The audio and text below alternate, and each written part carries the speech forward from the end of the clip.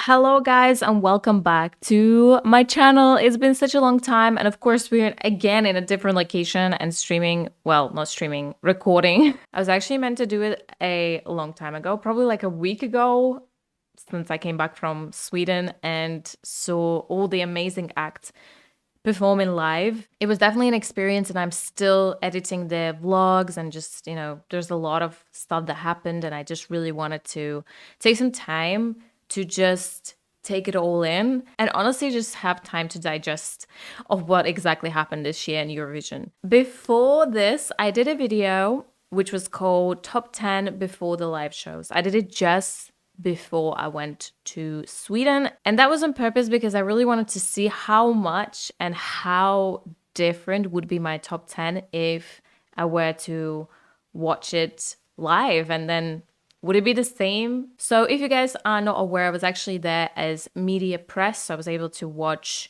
all the live shows being rehearsed specifically just for media. We saw everything super close. We were able to literally stand next to the stage and see all the little details, which allowed me to really dive into performances and the songs, not just seeing them on screens. But I also want to say that I am basing this top 10 on both the live shows and the finals, or what we saw on TV, because they are very, very different to what we saw on TV. And I have to say, I still don't know what my top 10 is. So as we're going along, I'm going to be telling you what it is. I think I would put a lot more countries there and I would share the spots, but I will be mentioning those that I think 100% deserve to be there. Anyways, let's dive right into the video. This is the time where I will say so many countries deserve to be in top 10. So many. If I could, I would put maybe like 6 in the top 10 that are probably not going to be mentioned here. So if your country didn't make it to my top 10, that doesn't mean that I don't like it or I'm hating on it or something like that. It's absolutely not. The reason is just how I personally felt. And again, this is my personal preference. And also I am judging it based on the music industry that I know. And I do have music degrees. So I am basing on multiple things, not just, oh, I like that song. I'm looking at the range, the pitch, how clean the singer is singing, how impressive was the staging, how much was done behind the scenes that you guys obviously weren't able to see, but we were able to see it whilst we were in arena. And altogether, that's what I'm basing this final top 10 for Eurovision 2024. So number 10, I think this country had to be in finals. I am really surprised that they weren't, and I am really sad for them. But I understand also maybe why they weren't. It's Malta, of course, with Loop. Mwah. I love that song so, so, so much. The performance was similar to Chanel's. And ironically, Chanel did perform that night as well. So when Malta came on, I was like, okay, I see the resemblance, but she did such an amazing job that I just really don't know why she didn't get through to the final, because it was a really fun song. But this is just how I feel. I loved the song from the beginning, and she honestly slayed on stage. It was so good. So good. My mouth was open. I was so impressed. I loved it. I did really love it. I did mention that I would, if I could, I would give other countries. So I do want to say that definitely Moldova deserved to be in my top 10. I loved the performance. It was so underrated and it was so upsetting that Moldova wasn't there, because honestly, visually, vocally, the vocals were so impressive. I want to give a big shout out to Moldova as well. Yeah, I did love that. And of course, also to Greece. I think Greece is sharing my number 10 as well. Marina Sati did an amazing job. It's such a radio song. Like when we were walking around Sweden, we could hear it being played everywhere. It was really fun to hear. I loved it. It's a song that also deserved the top 10. So I said I can't really give everyone top 10, but I feel like they definitely deserve to be mentioned and to be there. So I would say Malta, Moldova, Greece, to me, share that feeling. Okay.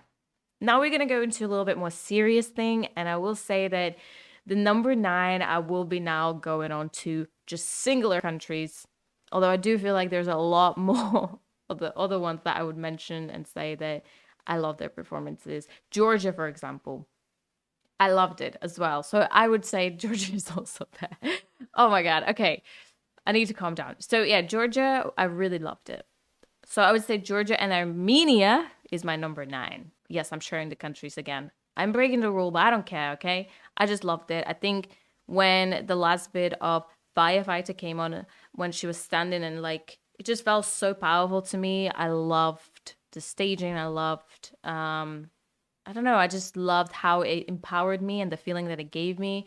And I think if a song leaves a feeling to you, then it does mean something. Okay, this is a clean number 8. I'm not going to be jumping in.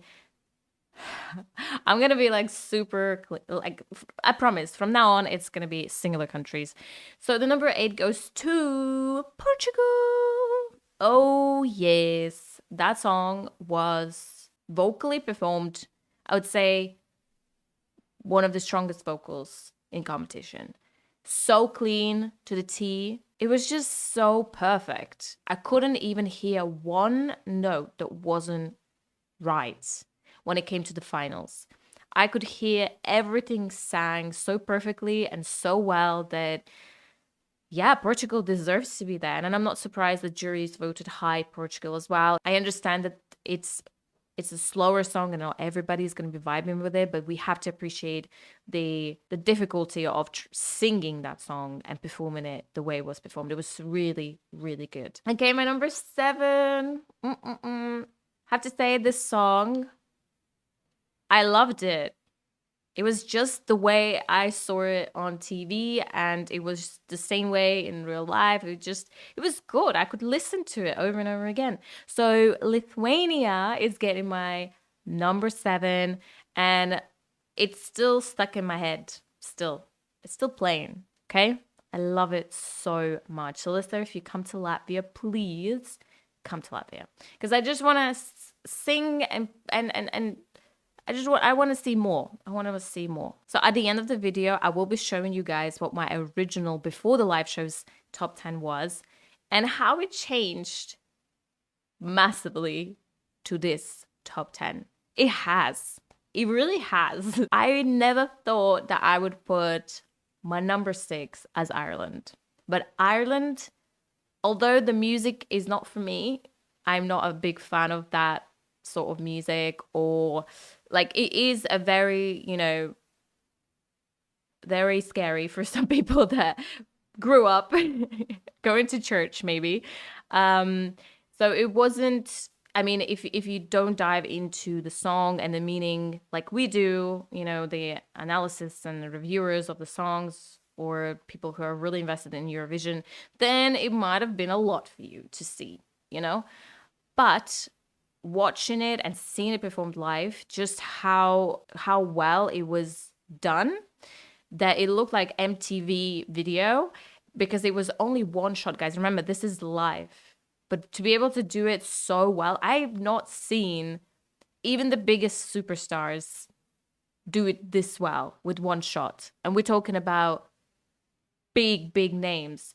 And Bambi, they definitely did a wow performance. So well acted, so well performed, so well thought through. Like, I can't not give it a good place. And I agree with it being, I believe it was top 6. Oh my God. Okay, the same. Where are we? I placed it as 6 as well in mine. Top 10, because it just deserves it. It's not for everyone. It is controversial. It is scary for some people. I understand. We can't take everything seriously. And I think a lot of people who watch TV, Eurovision once a year, they take this contest so seriously, thinking this is all real, this is all this and that. And they're so used to believing everything you see. But I always say, just look at Eurovision as if you were going to a drama act or a show. It is a show. It's not like it's not real. Not all songs are real, you know? When you go to see some horror movies or you go to see some films that are 18 plus because there's some scenes that are a little bit controversial, you know. I know Eurovision is not 18 plus, but I'm just saying that you have to see it as a show. It's a show, okay? It's not gonna be 100% always just this happy songs that we heard over and over on the radios. It's gonna be different. There's gonna be different acts. My number 5 is Italy.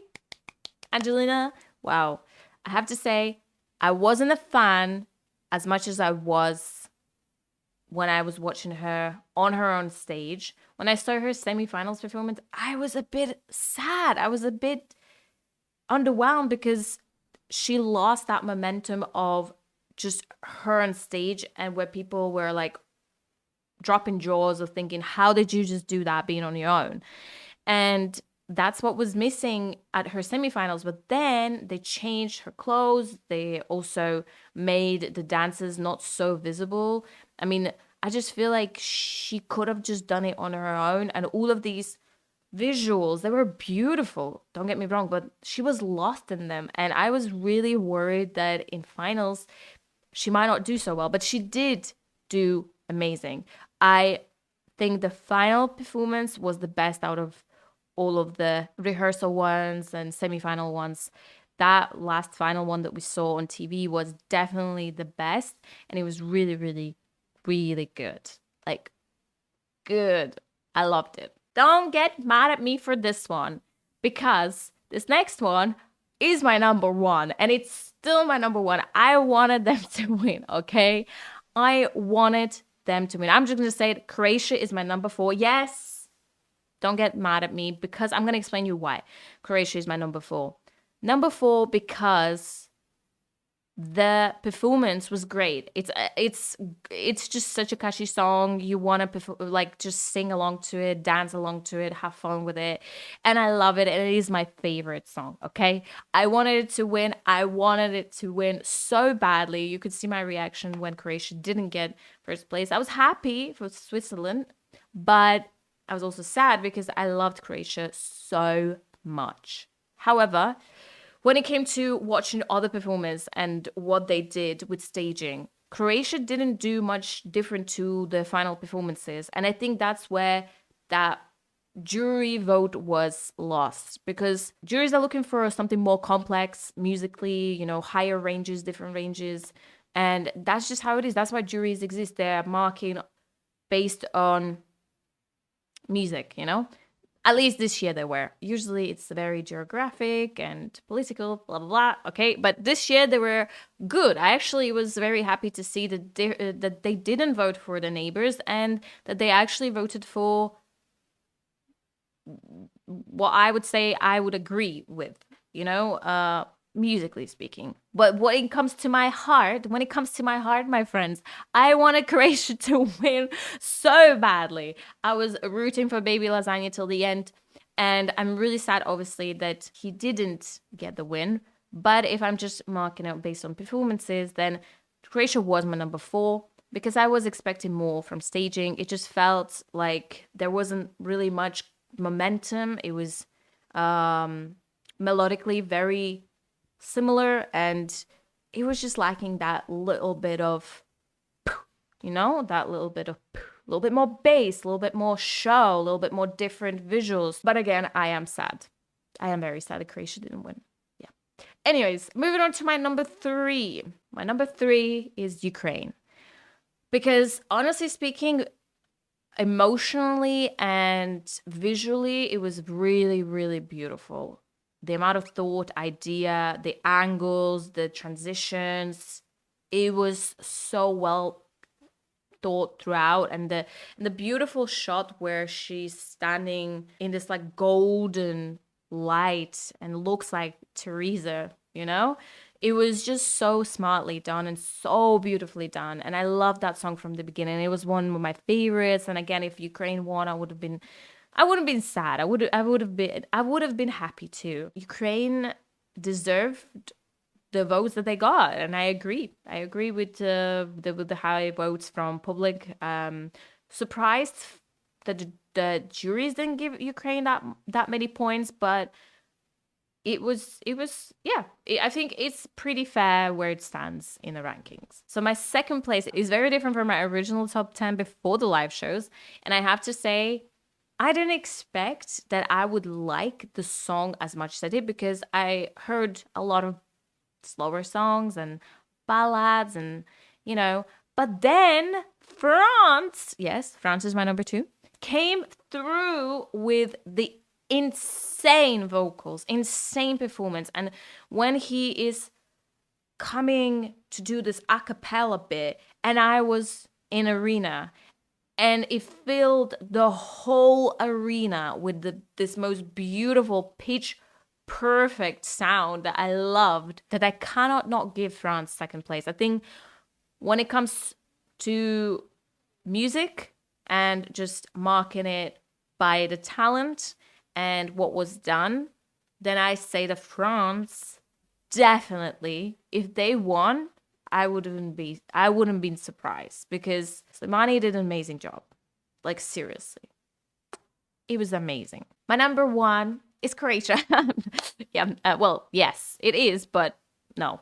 Unfortunately, when it comes to performances and just how it all looked and the complexity, the pitch, the range, the artistry, the performance itself, I have to give it to Switzerland. Yes, I have to, because honestly, I'm very open about the music industry on this channel, and this is what my channel does, is I always share the truth of behind the scenes and how everything gets done and la la la. And a lot of people are very pissed, are very not happy with Switzerland winning the number one spot, and very upset about other reasons.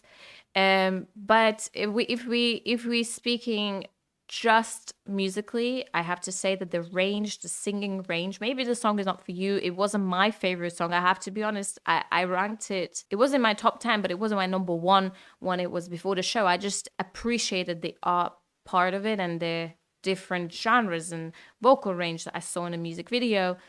However, when it came to live, and I was sitting in an arena and Switzerland came through, Nemo started singing, and they were so, pitch perfect that it sounded like they're literally in a recording studio.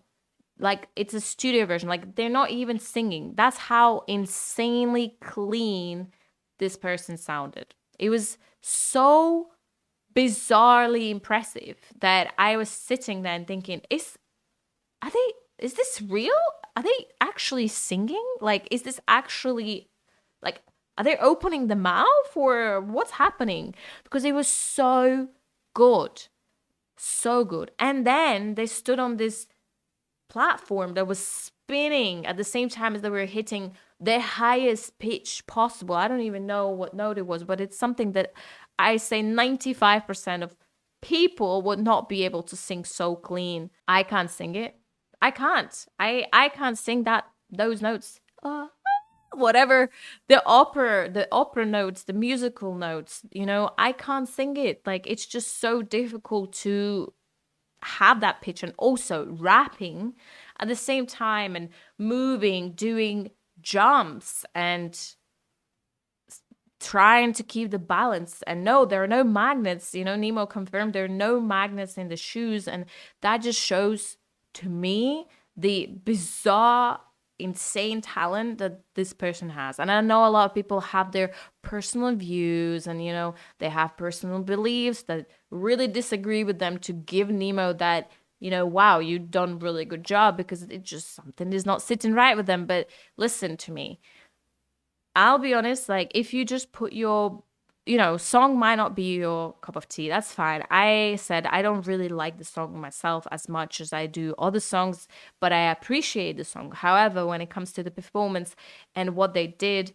is honestly, the people who doubt that, try it. Just try. Even keep the balance on that spinning thing, Even try to sing the way they sang. Like, you will find out soon that it is very, very hard. So I have to give it my number one because I truly believe that they deserve that number one, because jury saw it, people in the audience saw it, all the press saw it. When we looked at that performance, we were like, okay, this is masterpiece, you know? Is it our favorite song? No, it's not our favorite song. However, as a performer, that was the most impressive performance. And again, as I am repeating myself, Eurovision is a show. It's a show. We are ranking not just songs, but the show as an overall thing. So yeah, I am obviously sad for Baby Lasagna. Yes. Very sad. Again, wanted them to win so badly. However, Switzerland is the best performer that was there on stage, and they deserve it. So I have to say huge congratulations to Nemo, of course. And I'm excited to see Switzerland. I think it will be an amazing place to go. And obviously, guys, I want to hear your top 10. But here is the difference between my top 10 before the shows and after the shows. And you can see a lot of new countries made it there. Okay? A lot of new countries, and it's very different. And it's very interesting how different it is to all the people out there. But I want to hear your opinion. I want to hear, guys, what you think. And also, what is your top 10 after the live shows? Not before, but after. Let me know in the comments. And don't be mad at me because I didn't say Baby Lasagna is my number one. Because they are. They are. I love him so much. Croatia, I wanted you to. I did. But I have to keep my professional opinion here. So putting aside my emotions, professional opinion. But if you want to hear my emotions, let me know in the comments. I'm going to be posting the vlog from Eurovision. So stay tuned. There's a lot of tea there. So make sure you subscribe. And I'll see you soon. Bye, guys.